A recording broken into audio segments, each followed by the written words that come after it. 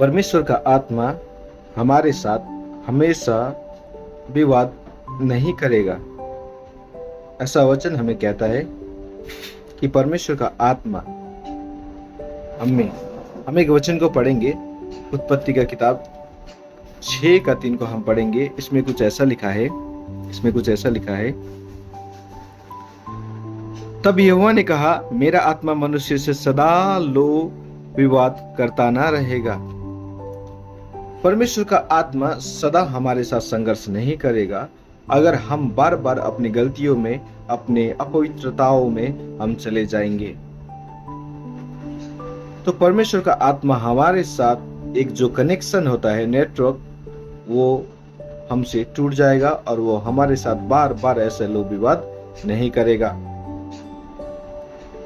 परमेश्वर का वचन हमें कहता है 2 कुरिन्थी 6:14 में, अविश्वासियों के साथ आसमानी जुए में ना जुटो। अविश्वासियों के साथ आसमानी जुए में ना जुटो। अब देखिए, अविश्वासी का मतलब जिस मनुष्य ने प्रभु को विश्वास नहीं किया, ऐसा ही नहीं है। लेकिन अविश्वासियों का मतलब हम प्रभु से जुड़े हुए और जो नहीं जुड़े हुए हैं ना, वो अविश्वासी है। मतलब अविश्वासी का मतलब एक नकारात्मक ऊर्जा जो कि परमेश्वर से जुड़ा नहीं है। चाहे वो मनुष्य हो, चाहे कोई वस्तु हो, चाहे कोई सामान हो, उससे फर्क नहीं पड़ता है। जो संसार की चीजें हो, जो परमेश्वर की ओर से हमें एक राइट नहीं है हमारे जीवन में, और जब हम उन चीजों को इस्तेमाल करते हैं, उन चीजों में जूझते हैं, उन चीजों में हम जूते हैं, तो वो हमें परमेश्वर की उस वचन को उल्लंघन करने में मजबूर करता है, जो 2 कुरिन्थी 6:14 में कहता है। वहां पे बहुत सारी बातें कहती है, लेकिन मैं आपको पहला ही लाइन वचन को पढ़ के सुना रहा हूं। इसमें लिखा है, अविश्वासियों के साथ आसमानी जुए में ना जुटो। अविश्वासियों के साथ, कभी कभी हम ये बातों को जानते हैं, हमने ये वचन कई बार पढ़ा भी है, लेकिन फिर भी हम उसी जुए में जूझते हैं। कई बार हम पश्चाताप करते हैं, माफी मांगते हैं, हम क्षमा मांगते हैं, फिर भी जूझते हैं। लेकिन परमेश्वर का वचन कहता है, अब तो परमेश्वर का आत्मा तुम्हारे साथ सदा लो विवाद नहीं करेगा।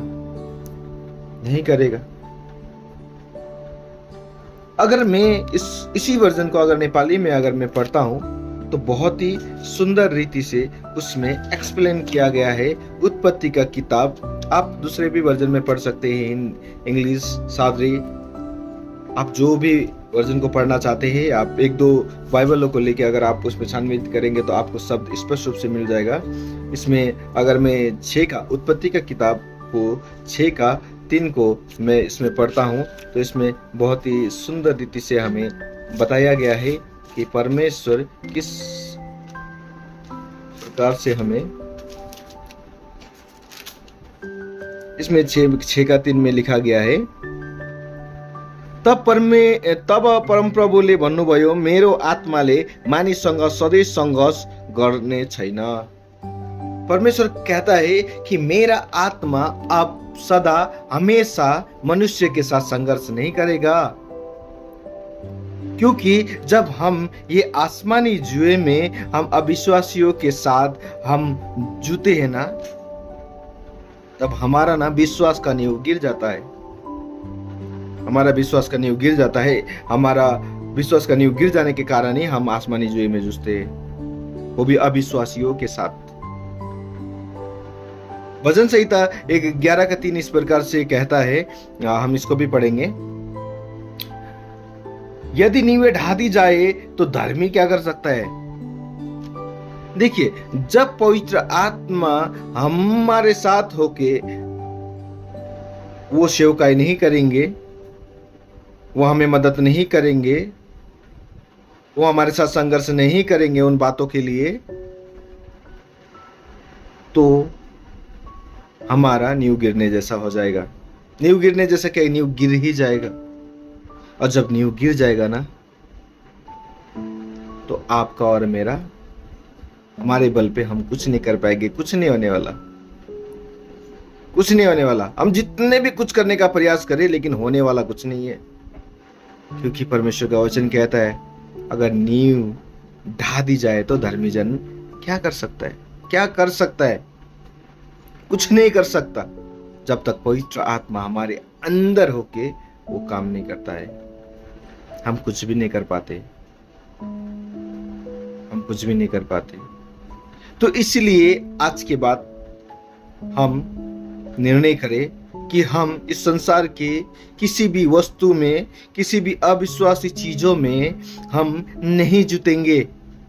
हमारा विश्वास कभी कम ना होगा परमेश्वर की ओर से। कभी कभी हमारा विश्वास कम हो जाने के बाद ही हम आसमानी जुए में जूझते हैं, लेकिन कभी नहीं होगा, कभी नहीं होगा। हमें निर्णय करना है, कभी नहीं होगा। लेकिन आप अगर निर्णय करेंगे ना, तो परमेश्वर का आत्मा आपके साथ आपके जीवन में संघर्ष करेगा और वो आपको कभी भी उन परिस्थितियों में पड़ने नहीं देगा जो परिस्थिति आपके नींव को ढा दे, आपके नींव को ढा दे। आपका नींव इस प्रकार से मजबूत रहेगा जो नींव आज तक संसार में कभी भी नहीं बना। बड़े बड़े नींव गिर जाते हैं, लेकिन जब परमेश्वर का आत्मा हमारे जीवन में वो नींव बनाता है ना, तो वो कभी भी नहीं गिरता, कभी भी नहीं गिरता। चाहे कोई भी हुरी, कोई भी बतास, कोई भी भवंडर, कोई भी भूकंप आ जाए, कभी नहीं गिरता। तो इसीलिए आज के बाद संसार की चीजों में, मोह माया में, लोभ में बहुत सारी चीजें हैं, उन सब में जुटना छोड़ दीजिए। देखिए, परमेश्वर आपके आत्मा के साथ संघर्ष करना शुरू करेगा, और जब परमेश्वर आपके आत्मा के साथ संघर्ष करना शुरू करेगा ना, आपका जीवन बदल जाएगा। आमेन, आमेन। मैं विश्वास करता हूँ ये वचन के द्वारा आपने और मैंने बहुत ही आशीष पाया है, और आज से हम निर्णय करने वाले हैं कि मैं अब आसमानी जुओं में नहीं, परंतु परमेश्वर के आत्मा के साथ जुड़ा रहूंगा, और मेरा विश्वास का नींव कभी नहीं हिलेगा, और परमेश्वर मेरे जीवन में वो नींव को बनाने में मदद करेगा, और